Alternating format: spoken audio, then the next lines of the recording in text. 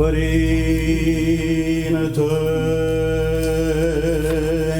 binecuvântat este Dumnezeul nostru, totdeauna, acum și pururea și în vecii vecilor. Amin. Domnului să ne rugăm. Doamne miluiește!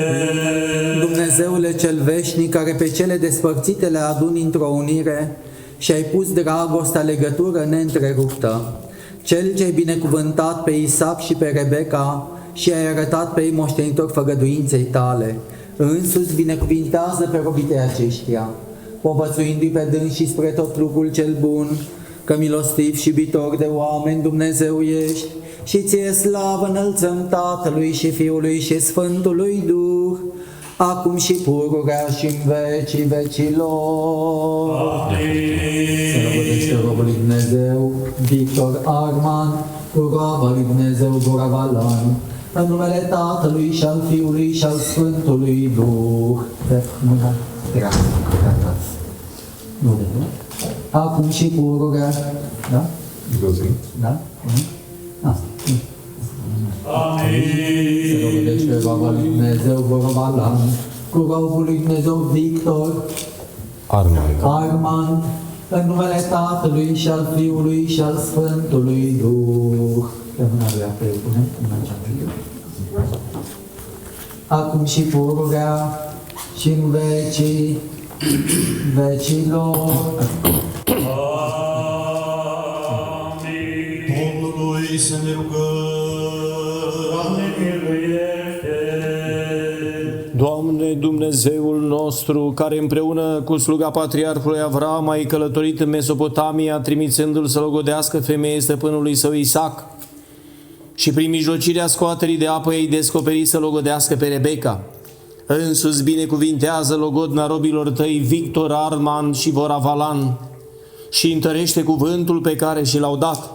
Unește-i pe ei cu sfânta unire cea de la tine, că tu din început ai zidit parte bărbătească și femeiască și de la tine se însoțește bărbatului femeie spre ajutor și spre dăinuirea neamului omenesc. Însuți, dar, stăpâne, Dumnezeul nostru, Cel ce ai trimis adevărul peste moștenirea ta și făgăduința ta peste robii tăi, părinții noștri cei aleși ai tăi din neam în neam, caută spre robul tău Victor Armand și spre roaba ta Voravalan și întărește în logodna lor în credință, în înțelegere, în adevăr și în dragoste. Că tu, Doamne, ai arătat să se dea logodire și să se întărească toate. Prin inel s-a dat lui Iosif stăpânirea în Egipt, prin inel s-a preamărit Daniel în țara Babilonului, prin inel s-a arătat adevărul Tamarei, prin inel Părintele nostru cel Ceresc s-a îndurat spre Fiul cel risipitor când a zis: dați inel în dreapta lui și junghind vițelul cel gras mâncând să ne veselim. Această dreapta ta, Doamne, a întrarmat pe Moise în Marea Roșie, căci prin cuvântul tău cel adevărat cerurile s-au întărit și pământul s-a întemeiat. Și dreapta robilor tăi să se binecuvinteze cu cuvântul tău cel puternic și cu brațul tău cel înalt. Însuți, dar și acum, stăpâne, binecuvintează această punere a inelelor cu binecuvântarea cerească și îngerul Domnului să meargă înaintea lor în toate zilele vieții lor. Că tu ești Cel ce binecuvintești și sfințești toate câte sunt și ție slavă înălțăm Tatălui și Fiului și Sfântului Duh, acum și pururea și în vecii vecilor. Amin. Binecuvântată este împărăția Tatălui și a Fiului și a Sfântului Duh, acum și pururea și în vecii vecilor. Amin. Domnului să ne rugăm. Doamne miluiește! Dumnezeule cel preacurat și ziditorul de la toată făptura, care din iubirea ta de oameni ai prefăcut coastă strămoșii lui Adam în femeie și ai binecuvântat pe dânsii și ai zis: crește și vă mulțiți și stăpâniți pământul. Și pe amândoi ai arătat un trup prin însoțire, căci pentru aceasta va lăsa omul pe tatăl său și pe mama sa, se va uni cu femeia sa și vor fi amândoi un trup, și pe care i-a unit Dumnezeu omul să nu-i despartă. Cel ce ai binecuvântat pe robul tău Avram și ai deschis pântecele sare și l-ai făcut tata multe neamuri. Cel ce ai dăruit pe Isaac Rebecca și ai binecuvântat nașterea ei, care a însoțit pe Iacov cu Rahela și din trânsul a arătat 12 patriarhi, cel ce a însoțit pe Iosif cu Asineta și le-a dăruit loc prunci pe Efrem și pe Manase, care ai primit pe Zaharia și pe Elisabeta și le-ai dat loc prunc pe înainte mergătorul. Cel ce din rădăcina lui Isei, după trup, ai crescut pe pururea Fecioara și din trânsa te-ai întrupat și te-ai născut spre mântuirea neamului omenesc, care, pentru negrăitul tău dar și multa bunătate, ai venit în Cana Galilei și nunta de acolo ai binecuvântat-o, ca să arăți că din voia ta se face însoțirea cea după lege și nașterea de prunci din trânsa. Însuși, Stăpâne Preasfinte, primește rugăciunea noastră a robilor tăi. Și precum acolo și aici, fiind de față cu ajutorul tău cel nevăzut, binecuvintează nunta aceasta și dă robilor tăi acestora Victor, Armand și Voravalan, viață pașnică, lungime de zile, înțelepciune, dragoste unuia către altul într-o legătură a păcii. Dar de prunci, seminție cu viață îndelungată, cu nuna cea neveștejită a slavei, îmbrednicește pe dânsi și aș vedea pe fiilor lor. Păzește viața lor fără bântuială și le dă lor din roa cerului de sus și din belșugul pământului. Umple casele lor de grâu, de vin, de unde lemge toată bunătatea, ca să dea și celor lipsiți. Și dăruiește și celor ce sunt împreună cu dânsi toate cererile cele către mântuire, că Dumnezeu milostiv și îndurat și de oameni iubitori și ție slavă înălțăm împreună și celui fără de început al tău, Părinte, și Preasfântului și Bunului și de viață Făcătorului tău Duh, acum și pururea și în vecii vecilor. Amin. Doamne, miluiește! Binecuvântat ești, Doamne, Dumnezeul nostru, Sfințitorul nunții celei tainice și preacurate și legiuitorul nunții celei trupești, păzitorul nestricăciunii și chibernesitorul cel bun al celor de trebuință vieții. Însuși, Stăpâne, Cel ce din început ai zidit pe om și l-ai pus pe el ca pe un stăpân al făpturii și ai zis: nu este bine să fie omul singur pe pământ, să-i facem lui ajutor din trânsul. Și luând una din coastele lui, ai zidit femeie pe care, văzând-o, Adam a zis: iată, acum os din oasele mele și trup din trupul meu, aceasta se va numi femeie, căci din bărbatul său s-a luat ea. Pentru aceasta va lăsa omul pe tatăl său și pe mama sa și se va uni cu femeia sa și vor fi amândoi un trup. Și pe care Dumnezeu i-a unit, omul să nu-i despartă. Și acum, Stăpâne, Doamne, Dumnezeul nostru, trimite harul Tău cel ceresc peste robii Tăi aceștia, Victor, Armand și Voravalan, și de roabei Tale acestea să se plece în toate bărbatului său și robului Tău acestea să fie ca femei, ca să viețuiască după voia Ta. Binecuvintează-i pe ei, Doamne, Dumnezeul nostru, precum ai binecuvântat pe Avram și pe Sara, pe Isaac și pe Rebecca, pe Iacov și pe toți patriarhii. Binecuvintează-i pe ei, Doamne, Dumnezeul nostru, precum ai binecuvântat pe Iosif și pe Asineta, pe Moise și pe Senfora, pe Ioachim și pe Ana. Binecuvintează-i pe ei, Doamne, Dumnezeul nostru, precum ai binecuvântat pe Zaharia și pe Elisabeta. Păzește-i pe ei, Doamne, Dumnezeul nostru, precum ai păzit pe Noe în corabie, pe Iona în pântecele chitului. Păzește-i pe ei, Doamne, Dumnezeul nostru, precum ai păzit de foc pe Sfinții trei tineri, trimițându-le lor rouă din cer. Și să vină peste ei bucuria aceea pe care a avut-o fericita Elena când a aflat cinstita cruce. Adu-ți aminte de ei, Doamne, Dumnezeul nostru, precum ți-ai adus aminte de Enoch, de Sem și de Ilie, de Sfinții Tăi 40 de mucenici, trimițându-le lor cu nun din cer. Adu-ți aminte, Doamne, Dumnezeul nostru, și de părinții lor care i-au născut și i-au crescut, pentru că rugăciunile părinților întăresc temeliile caselor copiilor. Adu-ți aminte, Doamne, Dumnezeul nostru, și de robii Tăi, Alexandru și Irina, nașii lor, și de nuntașii care s-au adunat la săvârșirea acestei sfinte taine. Adu-ți aminte, Doamne, Dumnezeul nostru, de robul Tău, Victor Armand, și de roaba Ta, Voravalan, și binecuvintează pe ei. Dă-le lor roadă pântecelui prunci bun și bună înțelegere sufletească și trupească. Înalță-i pe ei ca pe cedrii Libanului, ca o vie odrăslită. Dă-le lor roadele pământului ca toată îndestularea având să sporească spre toată fapta bună și bineplăcutăție și să vadă pe fiilor lor ca niște mlădițe tinere de măslin în prejurul mesei lor și bineplăcând înaintea ta să strălucească precum luminătorii pe cer întru tine, Domnul nostru, căruia se cuvine slava, puterea, cinstea și închinăciunea, împreună și Părintelui Tău, celui fără de început, și Duhului Tău, celui de viață făcător, acum și pururea și în vecii vecilor. Dumnezeule cel Sfânt, care din țărână ai făcut pe om și din coasta lui ai făcut femeie și ai însoțit-o lui spre ajutor, pentru că așa a plăcut slavei Tale să nu fie omul singur pe pământ. Însuși și acum, Stăpâne, întinde mâna Ta din Sfântul Tău locaș și unește pe robul Tău Victor Armand cu roaba Ta Voravalan, pentru că de către Tine se însoțește bărbatul cu femeia. Unește-i pe ei într-un gând, încununează-i într-un trup, dăruiește-le lor roadă pântecelui dobândire de prunci buni.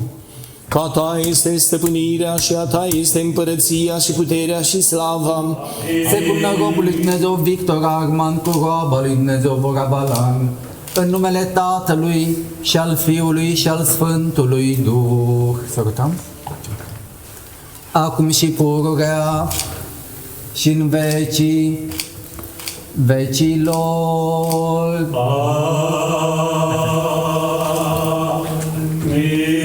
Se cunună roaba lui Dumnezeu Voravalan cu robul lui Dumnezeu Victor Armand, în numele Tatălui și al Fiului și al Sfântului Duh. Yes. Acum și pururea, cu grijă o pune pe spate, și în vecii vecilor. Amin. Doamne Dumnezeul nostru, cu mărire și cu cinste, încununează-i pe dânsii. Doamne Dumnezeul nostru, cu mărire și cu cinste, încununează-i pe dânsii. Înțelepciune drept să ascultăm Sfânta Evanghelie. Pace tuturor!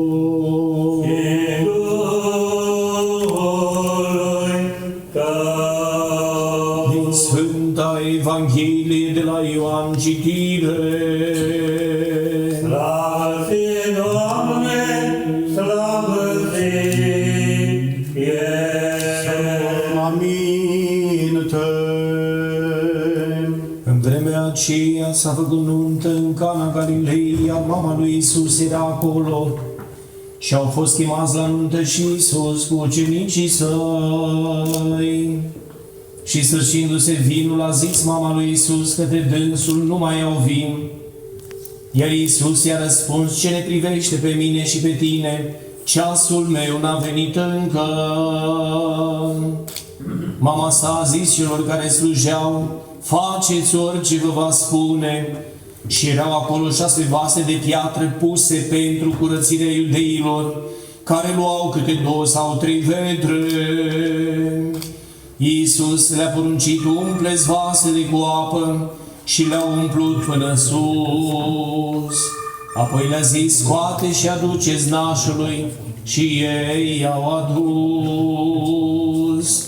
Și când nașul a gustat apa care se făcuse vin și nu știa de unde este, ci numai slujitorii care scoseseră apa știau, a chemat pe mire și i-a zis: orice om pune întâi vinul cel bun și când se amețesc, pune pe cel mai slab. Dar tu ai ținut vinul cel bun până acum. Acest început al minunilor l-a făcut Iisus în Cana Galilei și și-a arătat slava sa, și au crezut întrânsul ucenicii săi. Slavă ție, Doamne! Slavă ție! și ne învrednicește pe noi, stăpâne, cu îndrăznire, fără de o sândă, să cutezăm a te chema pe tine, Dumnezeu Tatăl cel Ceresc, și a zice: Tatăl nostru care ești în ceruri, sfințească-se numele Tău, vie împărăția Ta, facă-se voia Ta, precum în cer, așa și pe pământ. Pâinea noastră cea de toate zilele, dă-ne nouă astăzi și ne iartă nouă greșelile noastre, precum și noi iertăm greșiților noștri.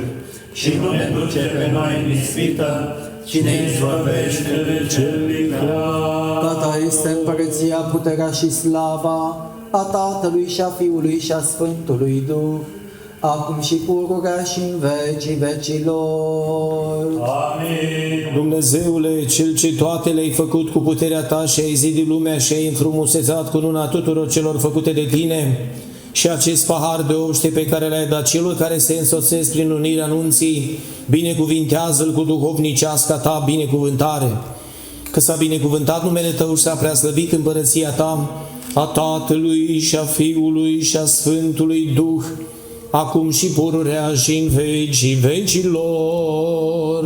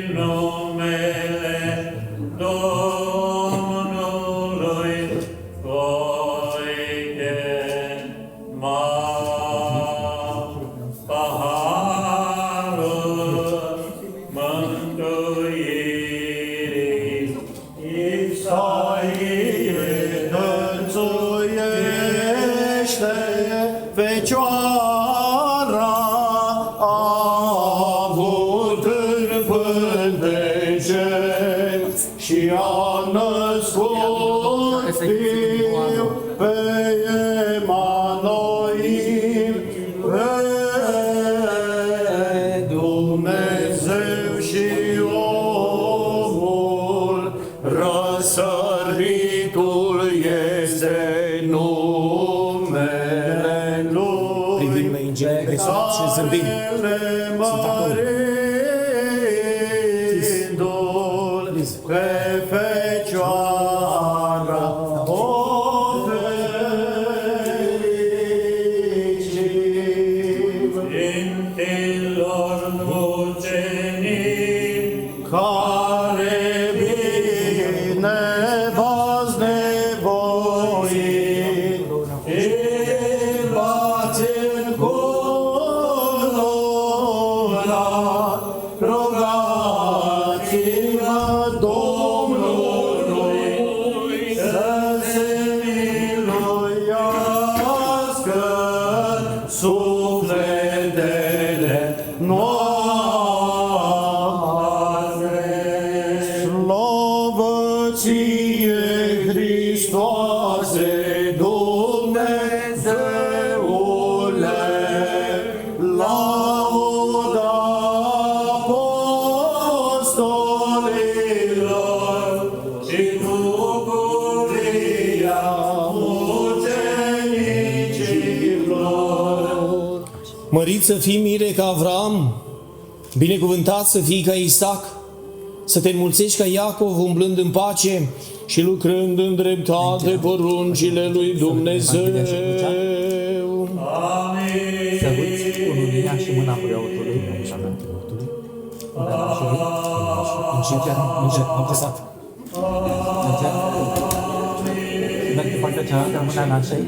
Și tu, mireasă mărită, să fii ca Sara, să te veselești ca Rebecca, să te înmulțești ca Rahela, veselindu-te cu bărbatul tău și păzind rânduielile legii, că așa binevoi Dumnezeu.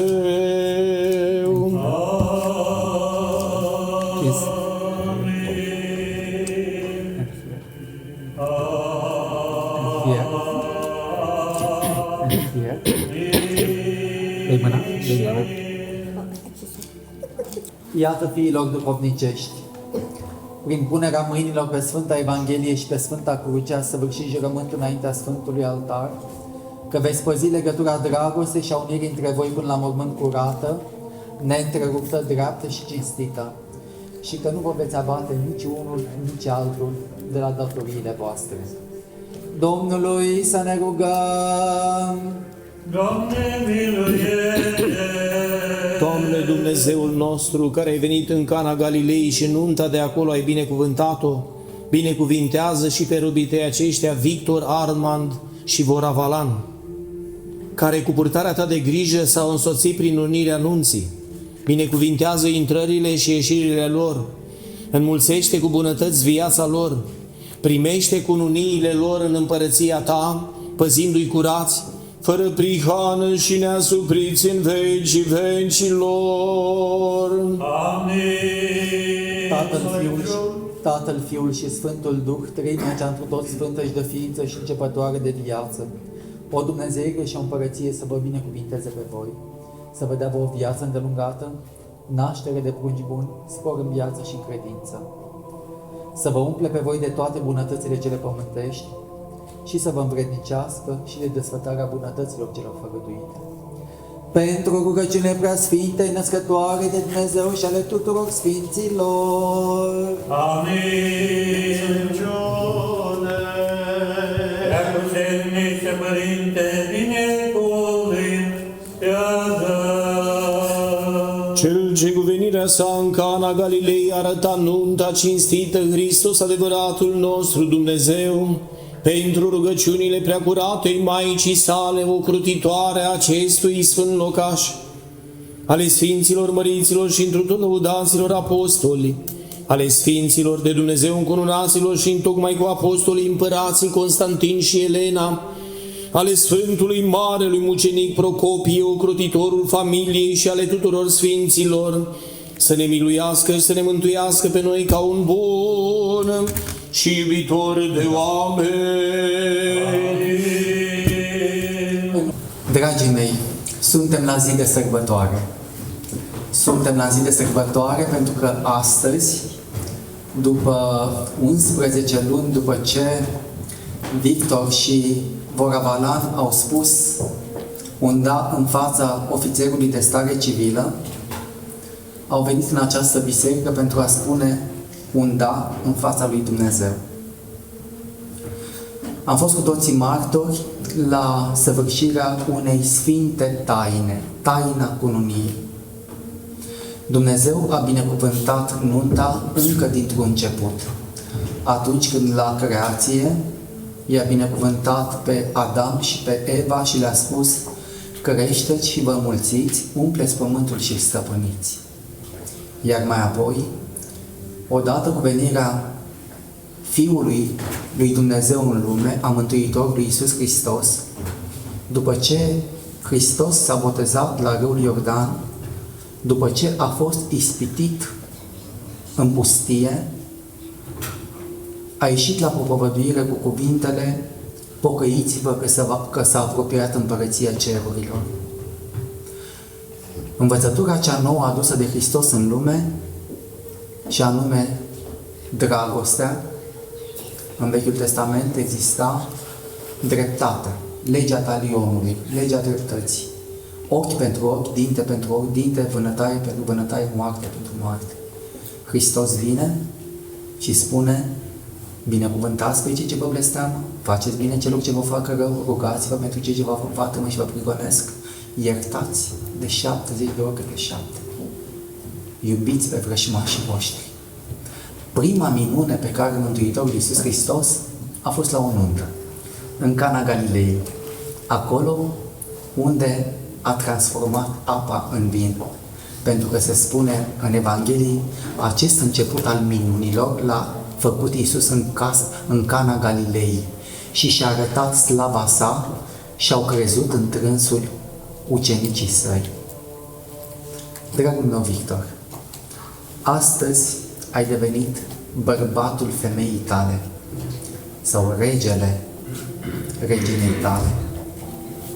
Ați văzut că astăzi ai fost încoronat, ți s-a pus o coroană pe cap. Și ție și lui Varavalan. Ea este regina ta, tu ești regele ei. Amândoi astăzi ați format o împărăție, iar împărăția voastră, regatul vostru, este familia voastră. Un pic mai devreme s-a spus și vei auzi când vei viziona caseta sau CD-ul, nu știu cum este în zilele noastre, stick-ul. Când vei pune stick-ul și vei viziona, vei vedea că s-a spus, va lăsa omul pe tatăl său și pe mama sa, se va uni cu femeia sa și vor fi amândoi un trup. Iar ceea ce Dumnezeu a unit, omul să nu despartă. Iar Sfântul Apostol Pavel, am auzit la apostol, spune bărbatul să-și iubească femeia ca pe sine însuși. Iar eu aș îndrăzni să spun un pic mai mult decât Sfântul Apostol Pavel. Să-ți iubești frumoasa soție mai mult ca pe tine însuți. E valabil și pentru Varavalan și ea trebuie să-și iubească soțul mai mult decât pe ea însăși.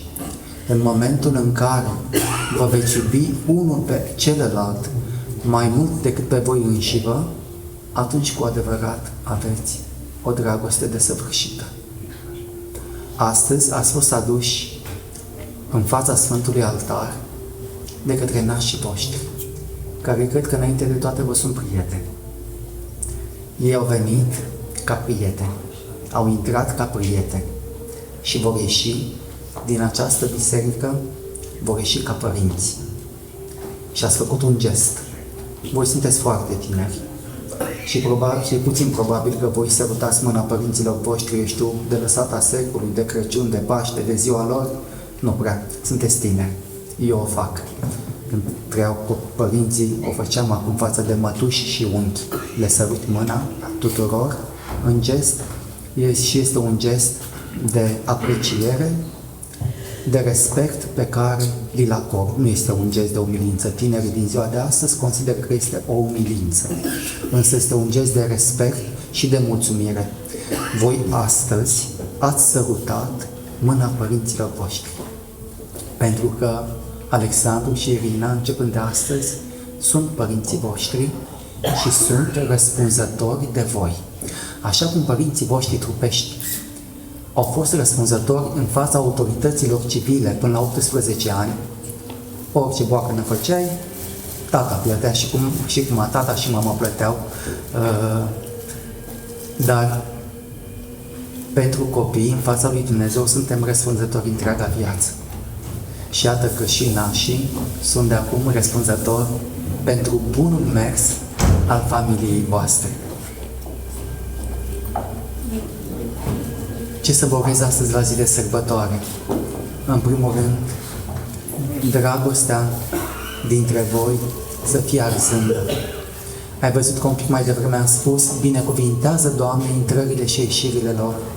E vorba de intrările și ieșirile voastre din casă, astfel încât Îngerul lui Dumnezeu, care astăzi v-a fost oferit, pentru că în aceasta constă Sfânta Taină, de aceea se numește Sfântă Taina Cunumiei, pentru că au loc lucrări tainice, lucrări nevăzute, pe care noi nu le vedem cu ochii fizici, dar ele se înfăptuiesc cu adevărat. Astăzi cerurile s-au deschis, Îngerii lui Dumnezeu au coborât, așa cum au coborât la nașterea Domnului. Dacă vă aduceți-vă aminte pasajul scripturistic când cerurile s-au deschis, îngerii au coborât și au cântat slavă întru cei de sus lui Dumnezeu pe pământ, pace între oameni, bunăvoire. Iată am venit, le spun ei păstorilor, să vă binevestim că s-a născut Mântuitor. Și iată că cerurile s-au deschis, îngerii au coborât, au făcut o horă împreună cu noi, s-au bucurat, s-au veselit, v-au luat cununile, le-au legat și le-au dus în cer, astfel încât ceea ce Dumnezeu a unit, omul să nu despartă. Iar unul dintre îngeri n-a mai urcat către cer. Este îngerul casei voastre. Știți că spune în Sfânta Scriptură că fiecare cetate are un înger al ei. Fiecare oraș are un înger al lui. Fiecare om, în momentul în care este botezat, primește un înger păzitor. Iată voi, astăzi, ați primit un înger al casei voastre. Hai să faceți în așa fel încât îngerul vostru păzitor să fie tot timpul vesel, să fie tot timpul bucuros și fericit. Și asta de voi depinde. Dacă întotdeauna veți avea sentimente profunde unul față de celălalt, dacă întotdeauna inima va fi arzândă unul pentru celălalt, atunci îngerul va fi fericit. Să nu tulburăm pe îngerul lui Dumnezeu, căci îngerul lui Dumnezeu pururea vede fața lui Dumnezeu. Ce să vă urez astăzi la Sfinte Sărbătoare decât să fiți fericiți. Să nu uitați niciodată de respectul pe care trebuie să-l acordați părinților trupești și părinților spirituali, nașilor voștri. Părinții, socrii mari, astăzi de față aici, vă îndemn să vă rugați pentru copiii dumneavoastră. Domnul și doamna Diaconescu, astăzi v-ați îmbogățit cu o fiică. Ați avut un fiu până astăzi, începând de astăzi aveți un fiu și o fiică. Sfătuiți-i pe copiii dumneavoastră și lăsați-i să hotărască după cum vor ei. Și cel mai important lucru, rugați-vă pentru copiii dumneavoastră, pentru că rugăciunile părinților întăresc temeliile caselor copiilor. Și mie îmi place să spun că rugăciunea mamei este la fel de mare și de importantă ca rugăciunea mea, ca rugăciunea preotului. Și vă mai dau două sfaturi, dragii mei, și închei.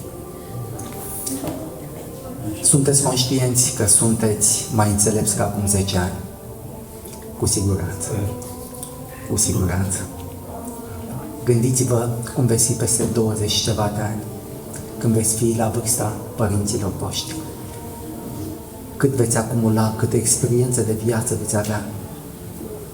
Luați seama la sfaturile părinților voștri, însă hotărâți voi doi pentru destinul vostru, de comun acord. Și ultimul sfat, și vă las. Sfinții părinți spun așa,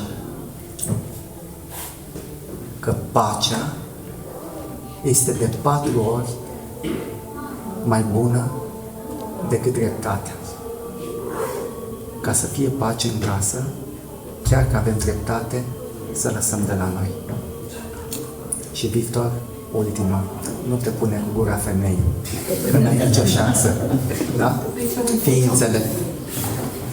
Și mă gândeam în timpul slujbei, și cu asta chiar închei, că astăzi s-a făcut unirea între popoare. Era pe vremea noastră, domnul Diaconescu, unirea între popoare, este unirea între neamuri și între familii, între neamuri și iată astăzi facem unirea între popoare și aș spune unirea între continente. Vă doresc casă de piatră, să fiți fericiți și peste ani și ani de zile, când veți fi la vârsta părinților voștri, încărințiți, la fel să stați mână în mână, inimă lângă inimă, fericiți fiecare dintre voi pentru ceea ce ați ales în viață. Dumnezeu să vă binecuvinteze. Robilor lui Dumnezeu, Victor, Armand, Voravalan, nașilor, Alexandru și Irina, socrilor mari și tuturor drept măritorilor creștini prezenți la această sfântă taină, Dă-le, Doamne, sănătate, mântuire și întru toate bunăsporire și păzește pe ei, Doamne, într-un mulți ani trăiască. La mulți ani cu sănătate, să vă dea Domnul tot ce doriți, ziluri senine și fericire, la mulți ani să trăiți, la mulți ani să